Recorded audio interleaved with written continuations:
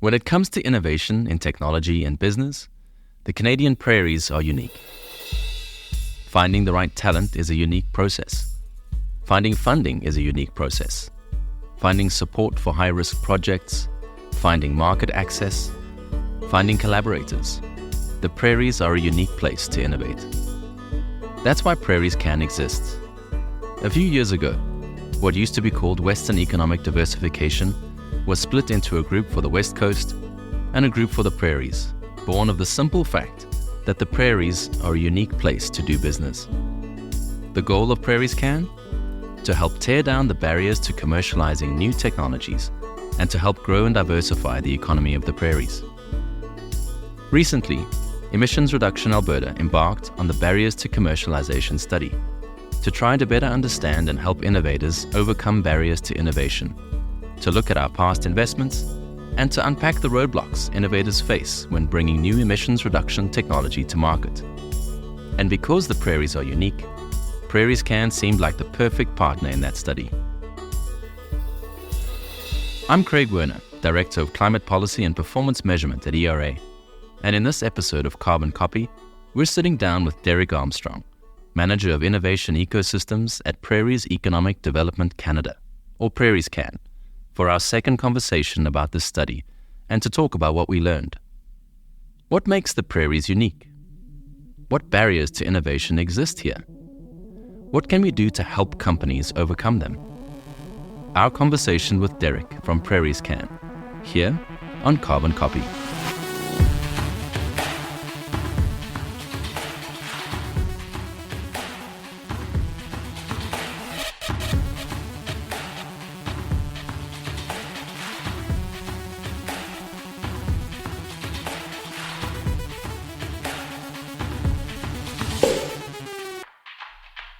Well, good morning, Derek. It's great to have you on the podcast today. Thanks for joining us. I'm looking forward to our conversation today on the Barriers to Commercialization study. Before I start asking my questions, maybe you can, for the audience, state your name, the organization you present, and your role in the organization. Yeah, thanks so much, Craig, for having me on this podcast. I'm really looking forward to talking about this barriers to commercialization and the broader ecosystem. And it's what I do day in and day out. So really, really relevant to my work. My name is Derek Armstrong, and I'm a manager of innovation ecosystems at Prairie's Economic Development Canada, or Prairies Can for short. I'm based in Calgary with Prairies Can. I manage a team of 4 or 5 individuals, and we're here to support the innovation ecosystem in Calgary and beyond. That's fantastic. Can you tell us a little bit more about Prairies Can and what its role is here out in the prairies? I could summarize what we do at Prairies Can through a few key roles. I think we're best known as an investor. Is through our funding programs. We're a funding agency. I could talk a little bit more about that. But we do a lot of other things inside Prairies Can. We convene different economic actors to get together to discuss some of these problems out there in the ecosystem. We advise, so we inform some of the decision making. We advocate, of course. So out here we're place-based economic developers, and we advocate on behalf of Alberta and the prairies into Ottawa. And we're also a pathfinder. So as we'll talk about a little bit later, there's a lot of different programs out there, a lot of granting programs and so forth. So we really do out here help individuals navigate the federal economic programs. And as an investor, I'd like to touch on that one just really quickly, because that's kind of what we spend the vast majority of our time doing.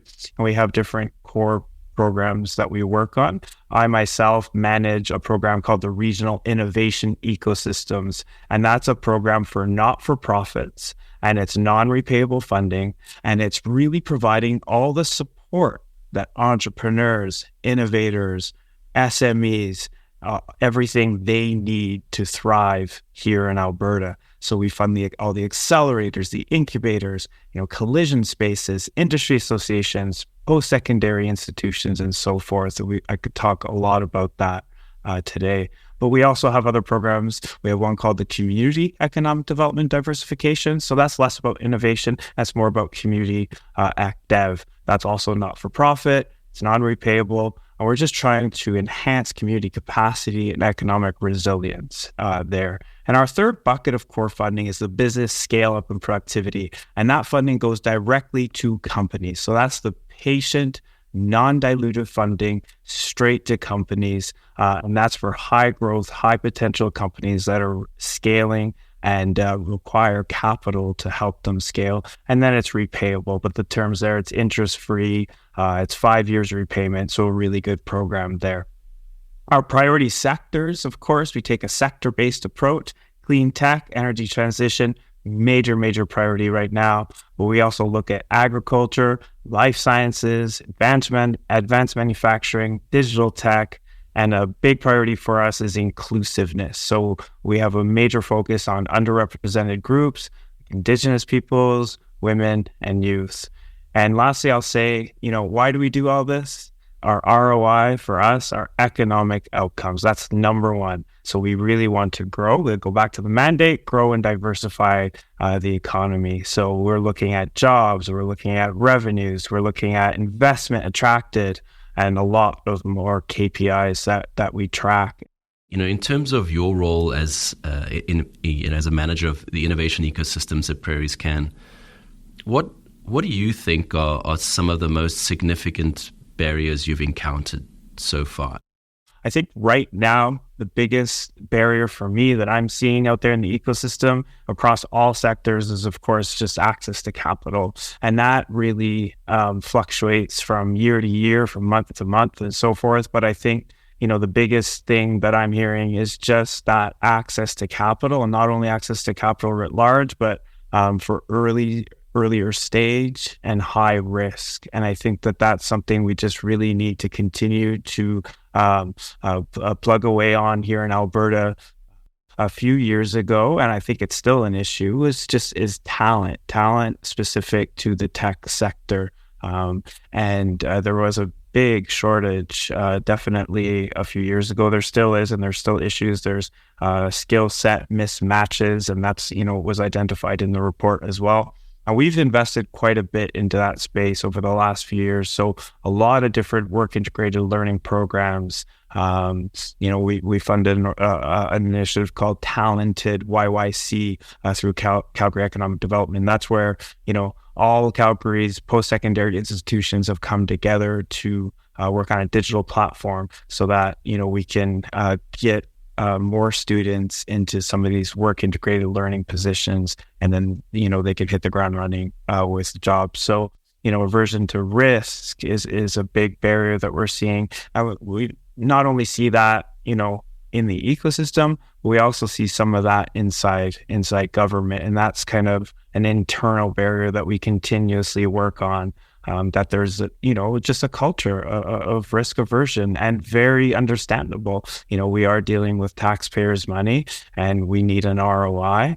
And so sometimes, there is, just this culture of risk aversion. I would say Prairie Can is on the cutting edge, though. There's always been a real openness to try new things and to push those boundaries. And then, the other barrier is just the speed. And I think we're going to talk a lot about that around commercialization. To me, it baffles me that, that it takes an average of 13, 14 years to commercialize a technology. So I see that as such a major barrier to really growing and diversifying this economy. And we just need to be quicker, both inside government, out in the ecosystem, with adopters, with the innovators, and we just have to find ways to reduce that timeline. What are also some of the misconceptions that exist within, all the narratives that are being played out within Alberta's innovation ecosystem, as they might relate to some of these maybe more well-known or known challenges that we know are difficult to overcome? If you are a clean tech company, there's no better place to be than in Calgary, / Alberta right now. We have an Alberta advantage. These energy sector skills are just naturally lending themselves to the clean tech sector. So there's just such an unbelievable momentum right now that's happening.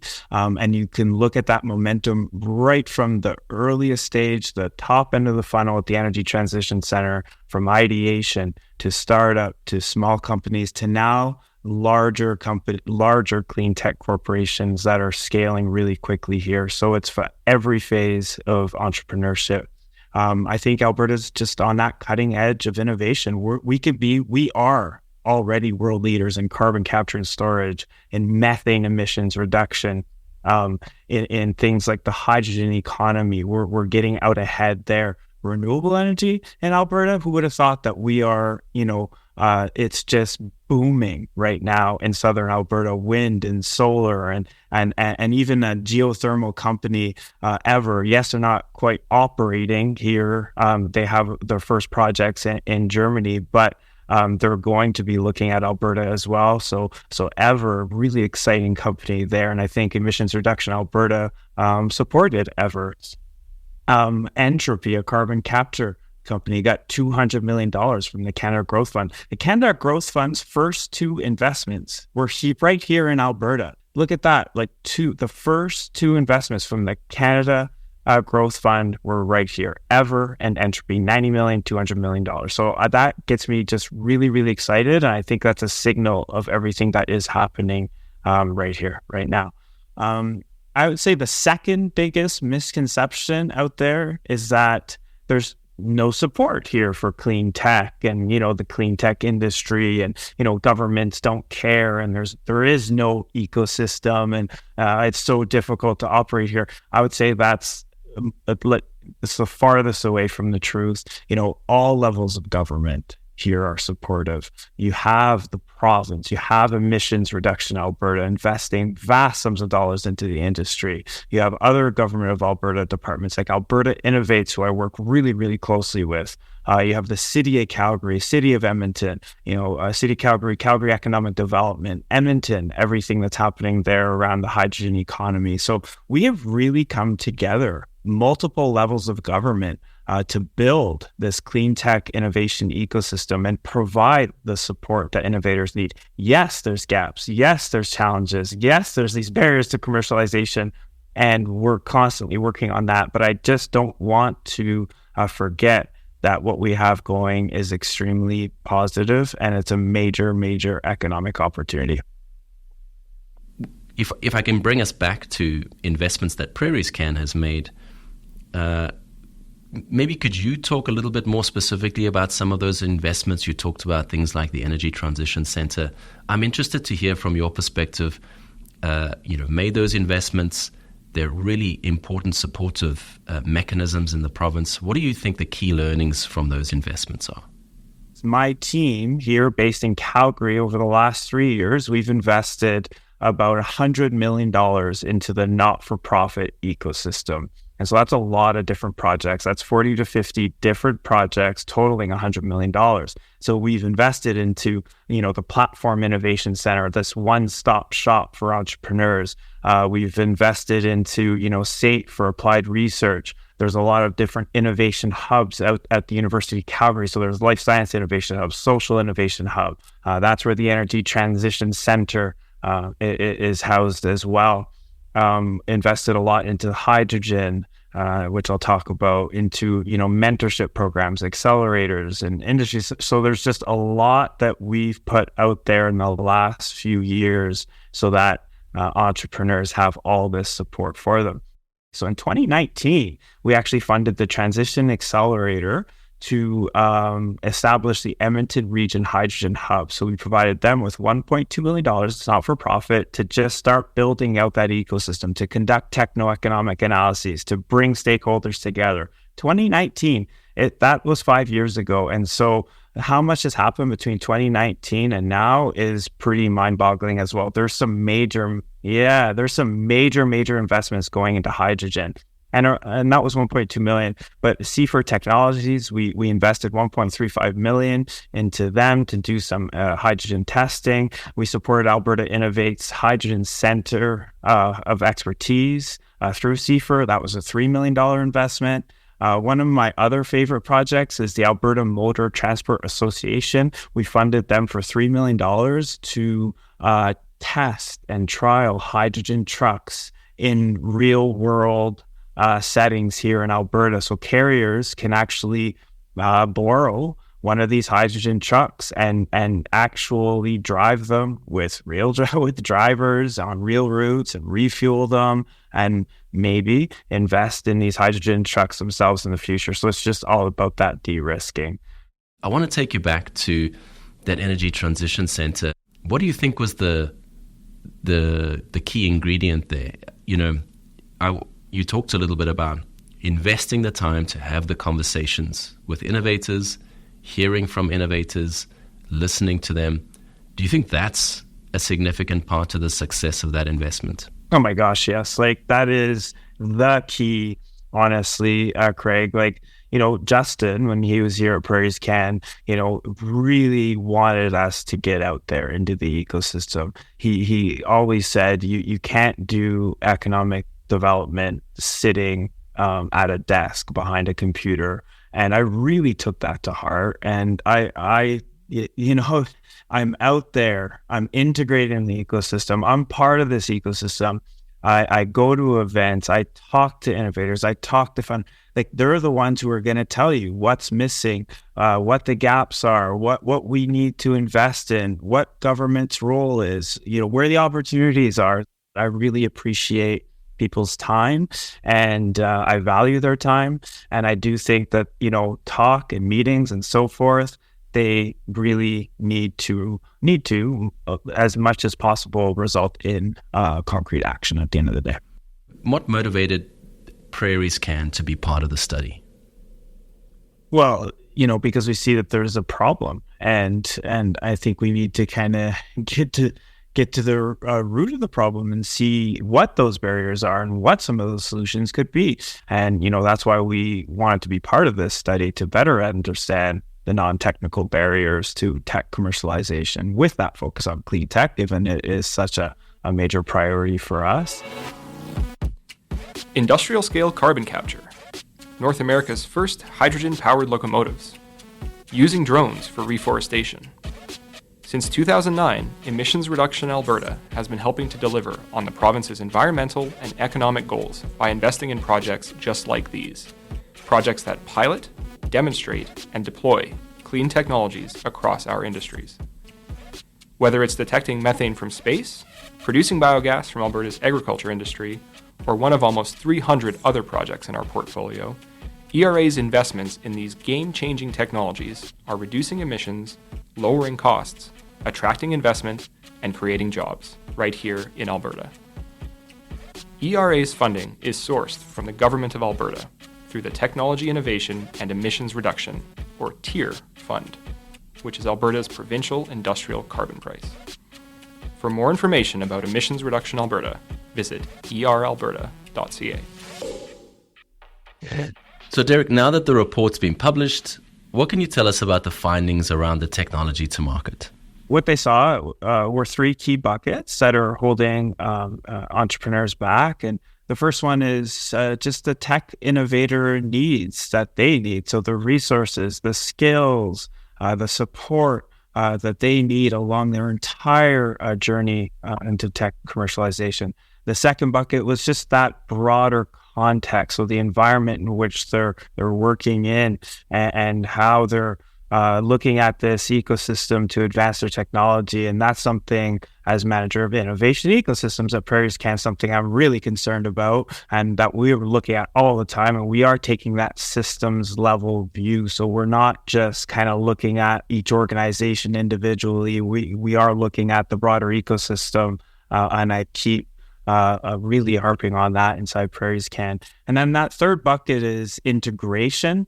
And that is, how that system, this ecosystem, is working together, how they're being integrated, how they're collaborating, how they're interacting with each other inside this clean tech innovation space. I'm not sure if you've heard of the Building a Green Prairie Economy Act. And so this was, this is something that the late Jim Carr MP, it was his initiative, and he really wanted the Prairie provinces to work together to build a green prairie economy. And so a few weeks ago in December, we released a framework to this. So the Building a Green Prairie Economy framework. And so here we're going to, it's all about working together inside the federal government, between the different, government departments, but also with our partners, our other levels of government, Indigenous groups, and all the different stakeholders out there. And it's really about coming together to help solve some of these challenges in a collaborative way, faster, more efficiently, and in a more impactful way. And so PrairieScan has actually allocated $100 million inside its funding envelope for concrete action-oriented initiatives around this Building a Green Prairie Economy Act. And so I think that touches a little bit on that integration piece as well, and something we're trying to pursue. So something that really struck me with the report was, we identified all these, barriers and challenges, but in reading it, I said, there is this support for this. Oh, there is this organization that can help you with that if you are finding it a challenge. So I think there is a lack of awareness of some of the programs that are out there. And I think that is actually part of the problem, because I think one of the recommendations was that, it is a complicated ecosystem, and, there's no ecosystem map, and it's hard to navigate and so forth. And that's something we're also looking at. But it struck me that, PrairieScan has invested in a lot of these supports. And I'm like, oh my gosh, those innovators should reach out to me, and I can make connections and get them the help that they need. When we talk about skill set gaps, like Mount Royal University has an amazing program called Growth Catalyst that they can go and immerse themselves into a program and really try to hit these, growth episodes. Of course, Alberta Innovates, us and OSIF came together to do the $35 million in scale up growth and accelerator program. So there is no shortage of accelerators out there, and it's at every stage of entrepreneurship, and anything you need there, whether it be mentorship, whether it be connections, whether it be, collaboration, whether it be access to capital or talent. So there's a lot of accelerators out there. When it comes to, lack of sites and so forth, there are some sites out there. You have Exergy themselves. You have an emissions testing center run by the Canadian Gas Association. You have Carbon Management Canada that's doing a lot of cool stuff. You have Seaford Technologies up in Edmonton, of course. And you have our PSIs and our applied research at SAIT and NAIT. And so there's a lot that does exist out there. And I do a lot of that. I do a lot of that pathfinding, as I mentioned, and making connections to some of these resources that are out there. Maybe you could take us through, from your perspective, a bit of a summary of what you think these key recommendations from the study are for Prairie's Economic Development Canada's perspective, and maybe also how you think that relates to other ecosystem partners. Absolutely. Like I said before, I think, all these recommendations really resonated with me. I think, there was nothing I really disagreed with. The only thing I thought was, some of this stuff is already happening, as I mentioned, and maybe there is a little bit of a lack of awareness. But if that is the case, I actually think we need more of that, clearly, because that's what some people are seeing. So sometimes it's a scale thing. It may exist, but maybe not to the extent. Maybe it's not. Maybe there's not enough room for companies to be taking advantage of some of those supports. And some of the other short-term, long-term, medium-term solutions. Like I said, I really encourage you to have a look. I think there's some really cool policies and programs that we can continue to scale around carbon contracts for difference. Entropy was a good case study on that one that gives certainty as to the carbon price in the future. And so that was that was such an interesting investment into Entropy from the Canada Growth Fund. We need to see more of that. I think, we could provide incentives for R&D and really kind of tackle that productivity problem that is clearly also a challenge in Canada right now. And when it comes to innovation ecosystem funding, a plug for my team. Like I said earlier, more of that, just at a larger scale. As this ecosystem continues to grow, we need more of that ecosystem funding in different areas. On some of our programs that are succeeding, we need to scale them and so forth. We need to, have more funding for some of those higher risk demonstrations. I think that is a very strong role for government. We need, I think, in government to be the ones taking risk. We shouldn't put that burden on to companies who have, a responsibility to their employees, to their investors, and so forth. I think that's where government could kind of come in and de-risk some of these higher risk demonstrations.